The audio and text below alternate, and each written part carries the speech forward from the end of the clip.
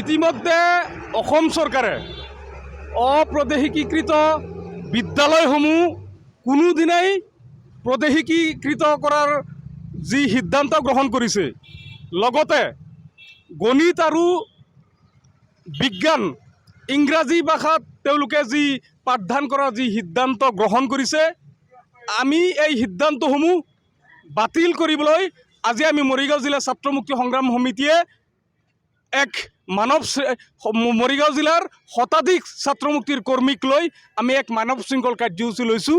আৰু আজিৰ কাৰ্যসূচীৰ জৰিয়তে আমি অসম চৰকাৰৰ মুখ্যমন্ত্ৰী হিমন্ত বিশ্ব শৰ্মা ডাঙৰীয়াক অতি স্পষ্টকৈ ক'ব বিচাৰিছোঁ যে আপোনালোকে যি সিদ্ধান্ত ইতিমধ্যে লৈছে, এই সিদ্ধান্তসমূহ আপোনালোকে বাতিল কৰক। কাৰণ ইতিমধ্যে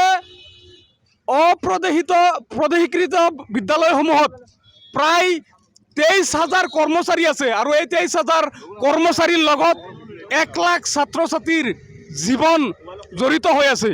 গতিকে যদি তেওঁলোকে এই ভেঞ্চাৰ কলেজসমূহ যদি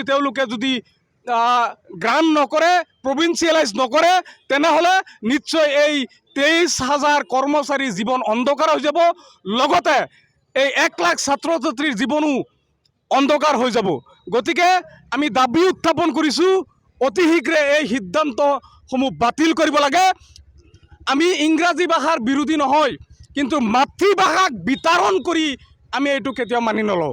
গতিকে আমি বিচাৰিছোঁ যাতে বিদ্যালয়সমূহত তেওঁলোকে যি 3য় শ্ৰেণীৰ পৰা গণিত আৰু বিজ্ঞান বিষয়ত ইংৰাজী ভাষাত পাঠদান কৰাৰ যি সিদ্ধান্ত তেওঁলোকে গ্ৰহণ কৰিছে, এই সিদ্ধান্তসমূহ তেওঁলোকে বাতিল কৰিব লাগে। অন্যথাই আমি অনাগত দিনত ইয়াতকৈ তীব্ৰতৰ গণতান্ত্ৰিক আন্দোলন আমি গঢ়ি তুলিবলৈ বাধ্য হ'ম।